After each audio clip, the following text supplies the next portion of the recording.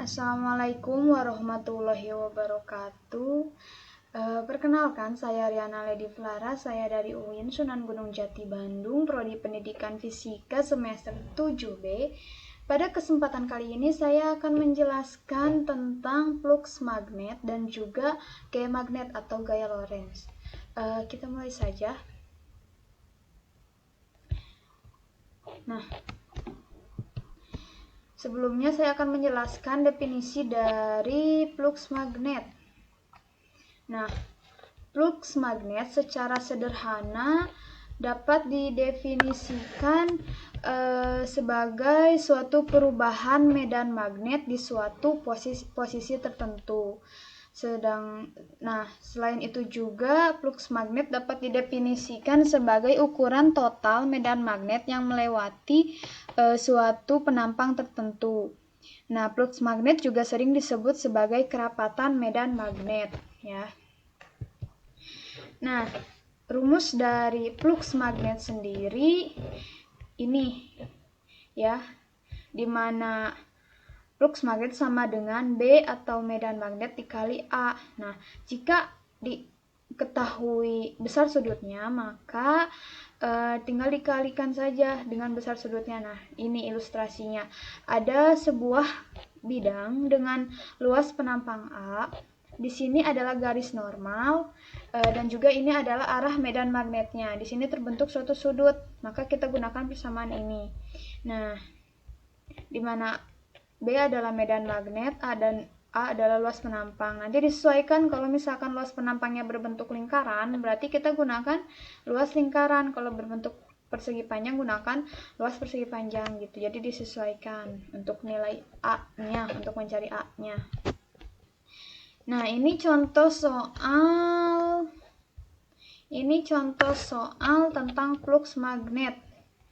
Di sini ada sebuah silinder memiliki medan magnet 100 Tesla dengan jari-jari silindernya 0,7 meter dan besar sudut yang terbentuk antara garis normal dan B itu 30 derajat. Yang ditanyakan berapakah nilai flux magnet yang melalui silinder ini. Nah, kita gunakan persamaan yang sebelumnya. Nah, ini dimana diketahui kan B-nya 100 Tesla, R-nya 0,7 meter, alpanya 30 derajat. Yang ditanyakan flux magnet, maka tinggal dimasukin saja ke persamaan. Nah, karena kan ini berbentuk lingkaran, maka kita gunakan luas lingkaran, pi r kuadrat. Nah, V-nya bisa 22/7 atau bisa juga 3,14 ya. Maka menghasilkanlah nilai flux magnetnya itu 77/2 Weber ya, seperti itu. Nah, yang selanjutnya yaitu gaya magnet atau gaya Lorentz. Nah, di sini gaya Lorentz merupakan sebuah gabungan di antara dua gaya, yaitu gaya elektrik dengan gaya magnetik pada sebuah medan elektromagnetik. Nah, gaya Lorentz ini dihasilkan oleh suatu muatan listrik yang dapat bergerak jika sebuah arus listrik berada di dalam medan magnet atau B ya. Nah, ini adalah arah atau cara untuk menentukan arah dari gaya Lorentz. Nah, kita bisa gunakan kaidah tangan kanan seperti ini, ya, di mana ibu jari merupakan arah arus listrik, jari telunjuknya merupakan arah dari medan magnet, dan juga jari tengahnya adalah arah dari gaya Lorentz. Ini adalah untuk kaidah tangan kanan yang pertama, yaitu yang ini. Nah, kita juga bisa menggunakan kaidah tangan kanan dengan cara seperti ini. Nah, maka kalau kita gunakan cara seperti ini, ibu jari menunjukkan arah arus listrik. Nah, keempat jari lainnya menunjukkan arah medan magnet, yang juga telapak tangannya menunjukkan gaya Lorentz, arah gaya Lorentz-nya. Nah, besarnya sudut alfa tidak mempengaruhi arah gaya Lorentz, karena arah gaya Lorentz selalu tegak lurus dengan arah arus listrik dan medan magnetiknya. Seperti itu. Jadi kita bisa gunakan kaidah tangan kanan untuk menentukan arah gaya Lorentz ya. Nah, selanjutnya ini adalah persamaan dari gaya Lorentz pada kawat berarus. Jadi gaya Lorentz ini itu bisa digunakan untuk menghitung besar gaya Lorentz pada kawat berarus, nanti ada kawat sejajar, dan ada yang satu lagi pada muatan yang bergerak ya. Yang pertama itu gaya Lorentz pada kawat berarus. Di sini persamaannya itu F sama dengan B kali I kali L dikali sin alfa. Sin alfa di sini adalah besar sudutnya ya. Nah, kalau misalkan nilai sudutnya nggak diketahui, berarti cukup sampai sini ya. Nah, ini kita bisa gunakan segitiga buat mempermudah. Nah, di sini kan F sama dengan B kali I kali L atau F sama dengan bil. Sekarang kalau ditanyakannya B, berarti tinggal F dibagi I kali L. Terus kalau tanyain I berarti F dibagi B kali L. Terus kalau L berarti F dibagi B kali I gitu ya. Nah, di sini F sudah jelas gaya Lorentz, B induksi magnetik, dan I adalah kuat arus, satuannya ampere ya. L adalah panjang kawat, satuannya meter, dan alfa adalah sudut yang diapit antara I dan B.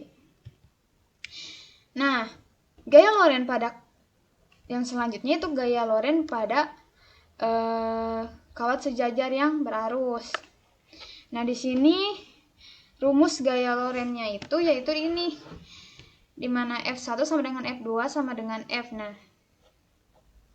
maksudnya sama dengan di sini itu jadi si besar gayanya itu bisa tarik menarik ataupun tolak menolak. Nah, dimana persamaannya itu sama dengan F sama dengan nu 0 dikali I1 kali I2 dibagi 2V kali A dikali L. Nah, nu 0-nya sudah kita ketahui bahwa besarnya itu 4V kali 10 pangkat min 7.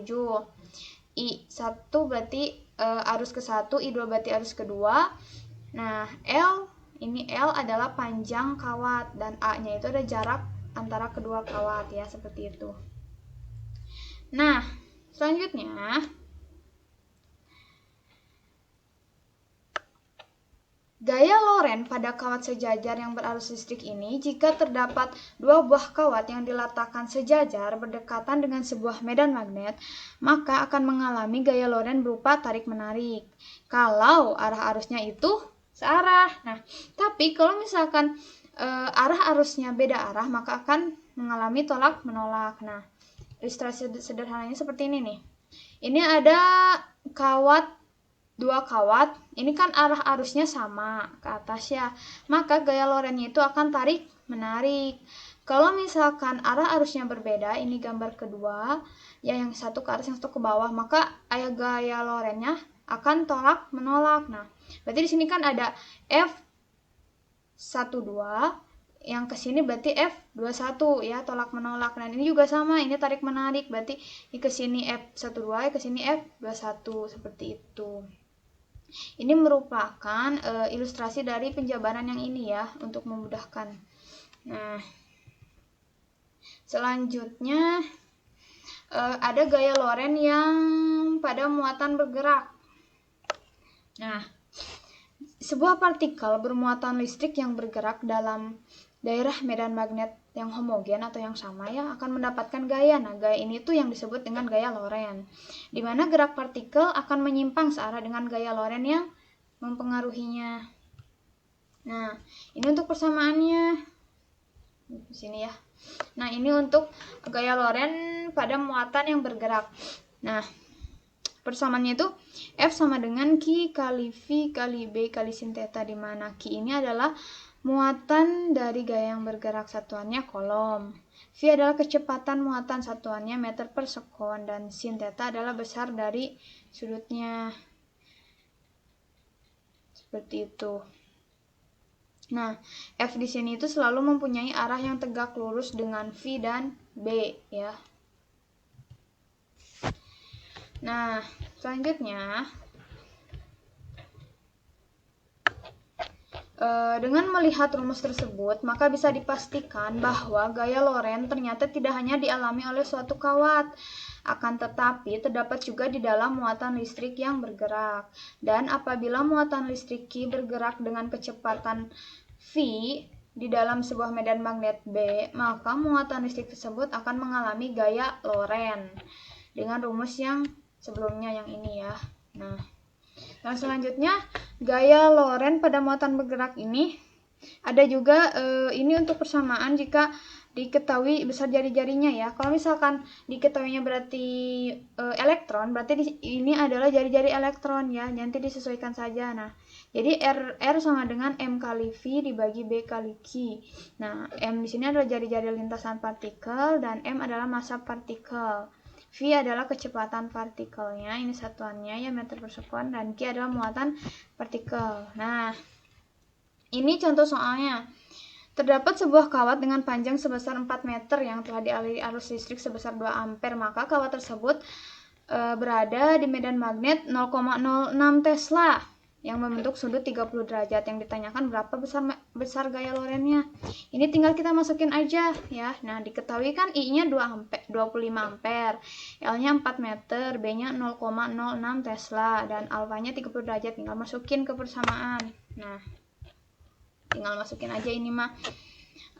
Dimana F sama dengan Bill kali sin alfa ya. Tinggal masukin, dapat nilai F-nya 3 Newton gitu ya. Nah, ini selanjutnya contoh soal yang ketiga. Di sini ada 3 buah kawat. Yang ini ke atas, yang ini ke bawah, yang ini ke atas juga. Nah, besar I1-nya itu 2 ampere. I2 4 ampere, I3 6 ampere. Nah, ini jaraknya. Jarak ini ke sini 4 cm, yang I2 ke I3 6 cm. Yang ditanyakan berapakah gaya Lorentz setiap satuan panjang di kawat kedua. Berarti kawat kedua di sini ya. Nah, kita tinjau dulu gaya yang bekerjanya. Nah, kalau misalkan searah, ini kan I1 dan I2 beda ya, beda arah, berarti tolak menolak ya, berarti ke sana arah F12, ke sana arah F21. Nah, kemudian I2 dan I3 juga beda arah, berarti tolak menolak, berarti ke sana F23 dan ke sini F32. Kemudian I1 dan I3 adalah searah, jadi tarik menarik. Di sini ada F31 dan di sini ada F13. Nah, karena ini yang ditanyakannya hanya pada kawat kedua, di sini saja, maka kita hanya meninjau F21 per L. Kenapa per L? Karena kan sebelumnya ditanyakan persatuan panjang gitu. Jadi si L-nya itu dipindah ruas, jadi di bawah F ya. Nah, dan juga F23 tinggal masukin persamaannya, masukin angkanya. Nah, didapatlah nilai, ini kan bisa dicoret ya, maka didapatlah nilai 4 kali 10 pangkat min 5 Newton. Kemudian untuk F23 per L-nya dimasukin persamaannya, maka mendapatlah nilai 8 kali 10 pangkat min 5 Newton. Nah, karena nilai F23 per L lebih besar daripada nilai F21, kan ini lebih besar yang ini ya, yang F23, maka F23 dikurangi F21, jadi yang besar dikurangi yang kecil.